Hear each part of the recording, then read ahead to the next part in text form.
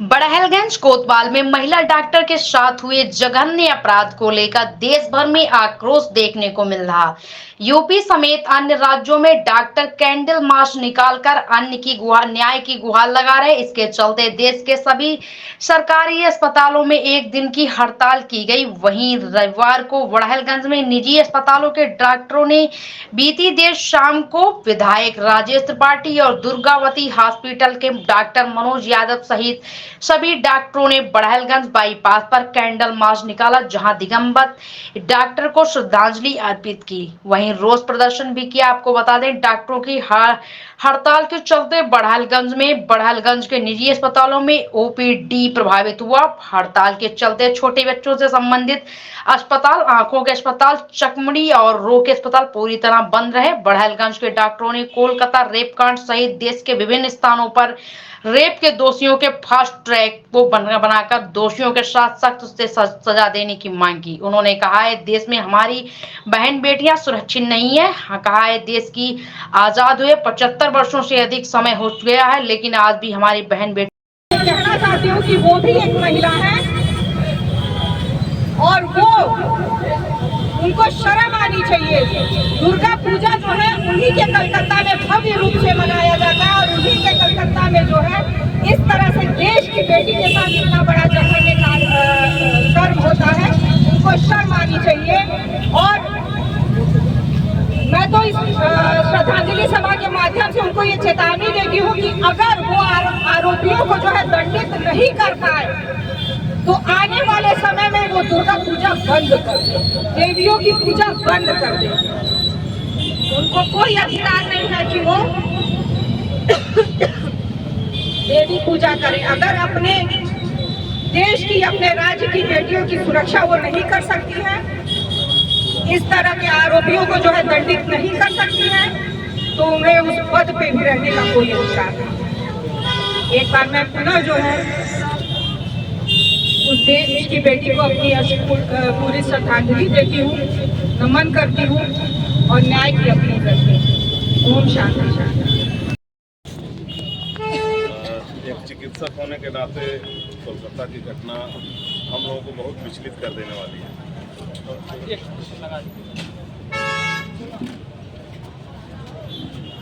7-8 दिनों से काम नहीं कर रहा था।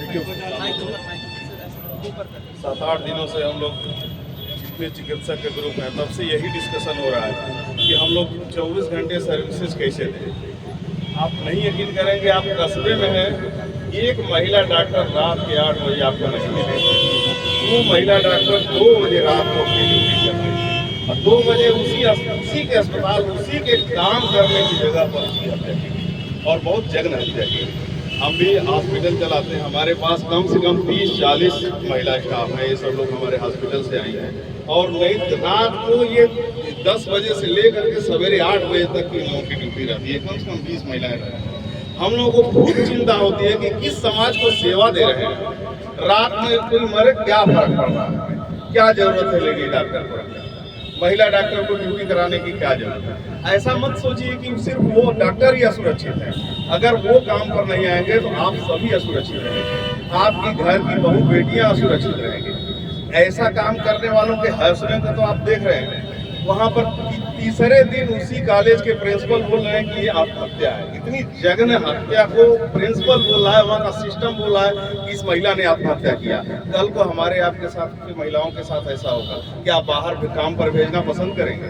क्या ये महिलाएं आपके महिलाओं को जो सेवा देती है, क्या ये आकर के यहाँ पर काम करेंगी रात में? तो ऐसे में किसी भी सरकार या किसी भी संस्था पर सवाल उठाने से अच्छा पहले समाज को, अपने बच्चों को सचेत करना पड़ेगा। समाज नहीं सचेत रहेगा तो सरकार वही करेगी जो समाज करेगा। सरकार पर समाज का दबाव आएगा, समाज उस चीज को लटका देगी उनको। जहाँ पर दिल्ली वाले कांड में सबको फांसी की सजा मिल गई, फिर भी एक हत्या आरोपी को इनाम दिया गया, उसको बढ़ा चढ़ा करके उसको पेश किया गया। ऐसे में ऐसे आरोपियों को के साथ कोई भी रहम करते हैं तो आगे आने वाली घटनाओं को आप रोक नहीं सकते। ये घटनाएं होती रहेंगी जब तक मानव समाज के अंदर दानव लोग हैं ये घटनाएं होती रहेंगी, लेकिन सरकार और समाज का कर्तव्य है कि इस पर अपनी आवाज उठाए। आपको लगता है कि यहाँ पर हम मोमबत्ती उठा करके उसके लिए क्या कर देंगे, आप गलत सोच रहे हैं। आप सब में जागरूकता पैदा कर रहे हैं, आप बहुत लोगों के अंदर क्रोध पैदा कर रहे हैं। आप यहाँ खड़े हैं, लोग देख रहे हैं आपकी हरकतों, आपके इन क्रियाकलापों को देख रहे हैं और इससे उनमें जागरूकता आ रही है। ये सिर्फ मोमबत्ती जलाना नहीं है, ये सिर्फ संवेदना प्रकट करना नहीं है। कम से कम एक एक आदमी से 200 लोग जुड़े हुए हैं। यहाँ पर 100 लोग हैं, आप 20 से 30 हजार लोगों पे उस संवेदना को आगे प्रसारित कर रहे हैं। तो आपकी छोटी छोटी ये आपकी ये जो काम है, ये समाज को जागरूक करने का काम करेंगे तभी ये सारी घटनाएं रुकेंगी। आप अपने महिलाओं के साथ, अपने चिकित्सकों के साथ अच्छे से पेश आएँ ताकि वो अपनी सेवा सुचारू रूप से दें। ये सिर्फ कलकत्ता की बात नहीं है, ये आपके लखनऊ में ये चीज़, गोरखपुर में ये चीज़, आपके मऊ, ये चीज़ें होती हैं। लेकिन कई बार जब बहुत जघन्यता के साथ वो चीज़ आती है बाहर, तब सबको पता चल जाता है। ये कोई कलकत्ता में अकेले होने वाली घटना नहीं है। आप पता करेंगे सरकारी अस्पतालों में, आम जगहों पर महिलाओं के साथ ऐसे दुष्कर्म होते रहते हैं। 99% वो छुपा लिए जाते हैं या परिवार के द्वारा या प्रशासन के द्वारा। तो ऐसे में आप अपने परिवार के बच्चों को, आप अपने महिलाओं को, आप अपने खुद को आप इस चीज़ से वो करिए, इन सब चीज़ों से दूरी बनाएं। बच्चों को अपने उचित शिक्षा दें, लड़कों को उचित शिक्षा दें, अपनी बहन को जैसे समझते हैं बाहर वैसे सबको समझें। धन्यवाद। अपनी तरफ से, आप सबकी तरफ से अपनी बेटी, देश की बेटी के साथ जो कुकर्म हुआ है, जो जघन्यता हुई, जो क्रूरतम अपराध हुआ है, उसके लिए स्वयं को भी दोषी मानता हुआ ईश्वर से क्षमा चाहता हूँ और आप सबकी तरफ से अपनी बेटी से माफी मांगना चाहता हूँ। आप सबकी तरफ से मांगना चाहता हूँ। कहीं कुछ गलत हो रहा है, कहीं कुछ ऐसा हो रहा है कि राक्षस समाज में पैदा हो रहे हैं, कोई गुनाह हो रहा है हमसे। ठीक है, वो प्रतीक है, बेटी है, वो जो कुछ उसके साथ हुआ है उसे कोई शब्द नहीं है। आज हमारे पत्रकर्ता वकील साहब जो कह रहे थे कि वो मौन है, मूक है, वो कारण ये है कि शब्द नहीं है। इन शब्दों से का उपयोग किया जो उस बेटी के लिए, उसे श्रद्धा सुमन अर्पित करता हूँ। बस इतना कहना चाहता हूँ, एक वक्त था गांव की बेटी हमारी बेटी हुआ करती थी, मेरी बेटी गांव की बेटी हुआ करती थी। मैंने इसी बरहलगंज के डिग्री कॉलेज, इंटर कॉलेज में मार झगड़ा गोली चलते देखा है कि मेरे गांव की बिटिया के साथ फला गांव के किसी लफंगे ने कैसे गलत निगाह से देखा। गांव की बेटी हमारी बेटी बहन हुआ करती थी। दुर्भाग्य कितना नीचे गिर गए हम। हमारी बेटी भी हमारी रह पाएगी कि नहीं, इसकी गारंटी समाज हमने नहीं पा रहा। पड़ोस की बेटी भी मेरी बेटी है, अब डर लगने लगा है। रिश्तेदार की बेटी भी हमारी बेटी है, उसे बेटी की नजर से देखो, अब डर लगने लगा है। हम जा कहाँ हैं? क्या ये कड़वा सच नहीं है? क्या अधिवक्ता से लेकर, राजनेता से लेकर, मीडिया से लेकर समाज के जिम्मेदार लोग क्या जानते नहीं हैं कि बरहलगंज का सभा हमें डरा रहा है। बरहलगंज में जो कुछ सुनने को मिल रहा है, वो कांप जा रही है। हे भगवान, हमारी माँ बहन बेटियों का क्या होगा? जो कुछ सुनने में आ रहा है मैं उसे सही इशारे में कह रहा हूँ। हमें जैसा कि पड़ोस जी ने आपने कहा, एक तो धन्यवाद होगा अजय अजीत जी को और आपको। आपने एक संगठनात्मक पहल किया, होनी चाहिए। मैं भी इस बात से सहमत हूँ, जैसा कि अस्मिता जी ने कहा कि ये कहना या कोई और, हमारे साथ डॉक्टर मनोज जी कह रहे थे कि मोमबत्ती जलाने से क्या होगा। जागरूकता से ही होगा, इसका एक ही उपाय है। वरना रंगा बिल्ला का याद तो नौजवान नहीं जानते होंगे, लेकिन सीनियर में यहाँ बैठे हैं वकील साहब से लेके अस्मिता जी हैं, बहुत सारे लोग होंगे सीनियर। रंगा बिल्ला ने जो कुकर्म किया था वो उस समय का जघन्यतम अपराध था। फांसी तो हुई थी, निर्भया कांड कौन नहीं जानता, हुई तुरंत ही फांसी। कानून तो है मगर न कानून का सम्मान रह गया है, न कानून का भय रह गया है। हम तो बिना हेलमेट के चलते हैं और दूसरा अगर कहता है कि हेलमेट लगा दो तो कहते हैं डरपोक हो। अजीब सी समाज की स्थिति बनती जा रही है। हमें इससे निकलना होगा। कानून का भय भी चाहिए और कानून का रिस्पेक्ट भी चाहिए। जो कानून का सम्मान करे उसके लिए भी। अपराधी को भी डॉक्टर की मजबूरी देखिए। एक डॉक्टर के साथ जघन्य तब हुआ, लेकिन अगर भागते समय उसे गोली लग जाए तो वही डॉक्टर समाज उसका इलाज भी करेगा।